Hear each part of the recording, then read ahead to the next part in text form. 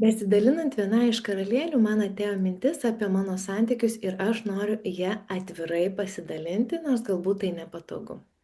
Aš esu pasakojus ne kartą, kad per moterišką energiją, per jo subtilybės aš gavusi iš vyro esu labai daug dalykų. Pavyzdžiui, kelionė į Tailandą.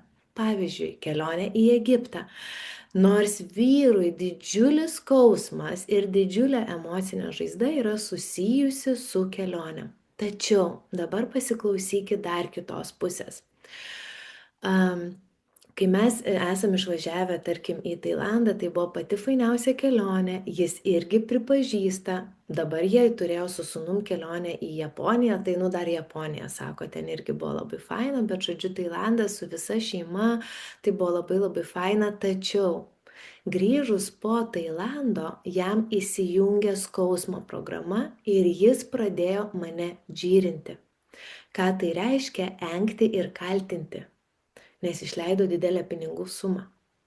Išleido didelę pinigų sumą ir kas kaltas? Kalta Roberta. Ta prasme, kalta Roberta. Tai kai aš naudodama moteriškumo energiją ir prasidėjo, pavyzdžiui, egzaminai ir praktikos ten, Roberta, žinai, ar tu ir toliau gebi? Aš irgi šokau į dalykus ir į skausmą, nes faktas, ką aš jums pasakoju, svarbu yra gydymas. Ir jau kai mes abu šokam į skausmą, viskas, ten yra tik tais ego momentai, ten tik tais yra ego, jokios šviesos, jokio grožio ir panašiai. Rezultatas buvo pasiektas, mes buvom nuostabioj kelionėj ir tai tikrai per moteriškumo energiją, per pasakymus, per paprašymą, per išlaisvėjimą, net pačioj kelioniai dar iki jos, kadangi aš norėjau, kad jisai pasirūpintų bilietais ir nupirktų, jis tempė iki paskutinio dėl finansų. Ten perku už vyrą, bet neperku bilietų. Ir perkant bilietus paskutinę akimirką į kitą pasaulio kraštą yra daug brangiau, negu iš anksčiau juos perkant. Ne? Tai ten buvo tokių momentų, kur aš turėjau tiesiog atstovėti savo moterišką ketinimą ir savo moterišką poziciją, tikrai atstovėti ir man buvo nepatogu. Jeigu aš būčiau mažos mergaitės, viskas, aš jau ir norėjosi ne kartą į ją pulti, kodėl jisai neišgelbėjo manęs, kodėl tiesiog aš jaučiu įtampą ir jis negelbėjo manęs iš tos įtampos. Nes vyras ir neturi gelbėti. Iš tų emocijų mes turim tvarkyti su tom emocijom. Mes turim savo praktikas, mes turim savo metodus, mes atrandam, kas mums veikia ir veiksmingiausia yra labiausiai. Ką noriu dabar pasakyti?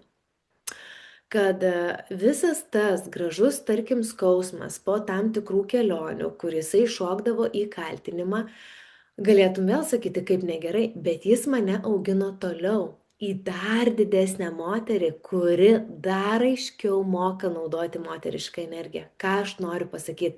Aš išvažiavau į kitas keliones, į didesnės keliones. Aš išvažiavau ir sugebėjau atsiskirti nuo jo ir išvažiuoti pati, pritraukti nuostabias draugės ir susipažinti pažinčių, kad aš galėčiau keliauti toliau.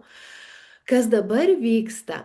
Pas jį vyksta gražus suvokimas ir aš per tas sunkias situacijas užaugdama į moterį atsidariau erdvę kantrybės. Aš niekada nebuvau kantri. Čia ir dabar!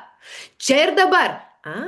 Man pasakė per moterišką energiją galima čia ir dabar per moterišką energiją. Suprantat? Bet mane turėjo iki galo užauginti, nes čia ir dabar yra trepsėjimas kojele mergaitės, kuri nemato didesnės perspektyvos, kuri nemato ir paskui ten nudega visa. Ir aš taip esu nekartą nudegu savo gyvenime, susijus su savim, susiję galbūt kiti dalykai su kokia veikla ir panašiai. Ir mane visą tai augino į kantrybę, į moterišką, moters kantrybę. Ir dabar aš moteriškai sakau, paleidžiu, aš pasakau, kad man nepatinka, nes jis galbūt sakė suplanuos ir nebesuplanavo. Mes apie tai pakalbam, bet aš atidarius erdvę esu jam transformuotis ir jis transformuojas. Bet momentas, kad aš tame turėjau irgi labai stipriai užaugti. Taip, kad moteriška energija, jinai veikia ir duoda rezultatus iš karto.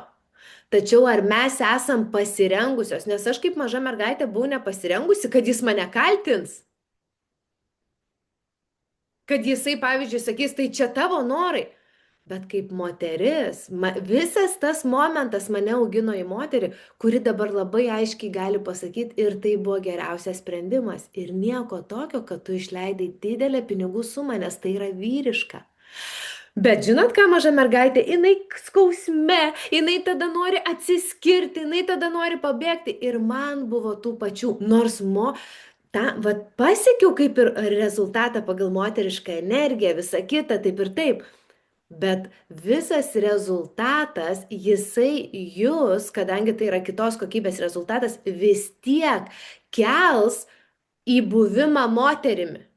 Jis vis tiek jūs, nes kodėl mes neturim dalykų, kurių mes norim turėti, tai yra tik vienas atsakymas. Mes dar nesam tos kokybės, kokių dalykų mes norim.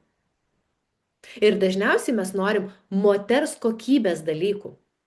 Ypatingų gražių santykių, bet mes nesam tokios, kaip ką tik Airida pasidalino. Ta prasme, išvažiuot pati, aš, vat kaip maža mergaitė, kodėl jis nevažiuoja? Ir aš tą patį patyriau. Bet dabar ar aš galiu susiplanuoti, yra dar kitas lygis. Ir aš žinau viduj savo. Ta prasme, kad, aš turėčiau dar yra kur paaugti. Bet santykiai jie gražiai labai klostosi, kai aš esu susikoncentravus į save. Ir va tas rezultatas, kurio dažnai mes norim, reikalauja mūsų asmenybės kitos kokybės. Tik tiek. Bet čia va tada ir susirašius tą asmenybę ir tenka pagalvoti, ta moteris yra atsipalaidavusi, jinai nekontroliuoja, jinai leidžia vyrui spręsti. Pala, bet mano vyras nemoka spręsti, nes aš visada kontroliavau, bet jinai moteriška moteris, kuri turi tokį vyrą, leidžia vyrui spręsti. Bet tai pala, Roberta, jisai spręs nesąmonės, nuspręs, jis nežino kaip nuspręs. Ir prasideda, sveika atvykusi. Tu turi tapti moterimi, kuri leidžia vyrui nuspręsti. Ir priimtą sprendimą jinai seka. Gerai. Jeigu kažkas ne to ir nepatinka, jinai pasidaro kitus dalykus, bet tai nėra gyvybės ir mirties klausimas, mes puikiai suprantam, tai yra apie kelionę kažkokią, arba kur mes valgysim, arba ką mes veiksim savaitgalį, suprantate, ne? Tai nėra tavo gyvybės ir mirties klausimas, bet viduj taip atrodo. Tai va tie momentai, kai aš susirašau, kokios aš kokybės moteris turėčiau būti, kad aš turėčiau šitą rezultatą, būna labai aišku. Pavyzdžiui, aš turiu, tiesiog, aš mėgstu keliauti, ne? Tai aš ir turiu keliauti. Bet vyras nekeliauja, vaikai nekeliauja, pala. Tu esi moteris, kuri mėgsta keliauti ir tavo svajonės yra daug kelionių, tai tu ir keliauji. Ta prasme, tai va čia tie momentai. Ir daug tokių situacijų, jeigu mes paimtume skirtingas situacijas ir mums būtina panagrinėti ir sukurti savo laiko ir erdvės pabūti tuose aspektuose savo gyvenimo, kurie nėra tokie, kokie aš noriu, kad jie būtų. Ir kokia ten tada mano kokybė. Aš kontroliuoju, aš įsitempusi, aš nemyliu savęs, aš nekuriu savo laiko, dėl to visada užsiemusi kitais, akis tokios ir sužiūriu visus. Visi sužiūrėti, bet tik ne, aš pasižiūriu moterį ir viskas aišku, jinai nesusižiūrėjus. Tai va šitie momentai tokie, ne, jie subtilūs. Ar čia labai daug kažko reikia, kažkokio didelio darbo? Ne, pasakytum. Tiesiog tap kitos kokybės moterim, kuri atitinka tavo rezultatus. Pavyzdžiui, aš noriu būti prabangi, bet bijau įeiti į prabangų restoraną. Ta prasme, man tada būtinai reikia palaikymo, kompanijos, pala brangioji, užsisakai tu ten restorane tą staliuką ir tu, tai pala dar reikia sužinoti, kaip apsirengtam restorane. Taip reikia, bet tu nori kitos kokybės rezultatų, tu turi tapti kita asmenybė, kita kokybė. Kaip rengiasi restoranuose, ką valgo, kaip valgo, kokios kainos restoranuose, kaip atrodo tos vietos. Sveikinu. Ar tau yra ten patogu ar nepatogu, įeiti į prabangesnę parduotuvę, patogu ar nepatogu. Aš noriu, kad būtų mano vyras milijonierius. Ar tu iš vis žinai, ką reiškia Louis Vuittonai, ar ten Chanelis, ar panašiai? Ar tu bent įėjai į internetą ir pasižiūrėjai, kiek kainuoja? Ir kaip tu jautiesi, kad tau pirks tokias tašes? Kaip tu eisi su tokia taše, kuri tiek kainuoja? Suprantat? Kita kokybė. Ir kai kas tada galvoja, a jo, man užtenka ir tiek. Viskas gerai ir su tuo. Bet va čia tas momentas, ane, kiekvienas noras yra nuostabus, bet čia va ir turim suprasti. Aš noriu vyriško vyro, tai yra atiduok jam viską, jisai nusprendė šudinai, gavos nesąmonę, jumis iškeldino iš namų, nu tai ir eini pagal vyrišką vyrą, jis figurins out, tai reiškia jis išsiaiškins, ką daryti toliau, bet jis taps vyrišku. Pala, Roberta, gal aš ir nenoriu tada tokio vyriško vyro. Tada gal aš nebenoriu, nes bent jau namuose gyvensim. Aš būsiu sužiūrėjus viską. Tai vad matote, ne tas momentas. Nes jeigu aš noriu to vyriško vyro, tai leisk jam būti vyriškam, nes vyriškas vyras tik tais per iššūkius. Ir per tokias nesąmoningas situacijas ten užaugs jam tie pečiai.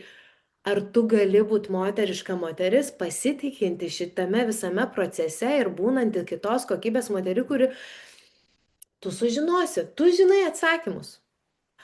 Mus iškrausto, gerai, dedamės lagaminus, kiek laiko turim. Supratote esmę.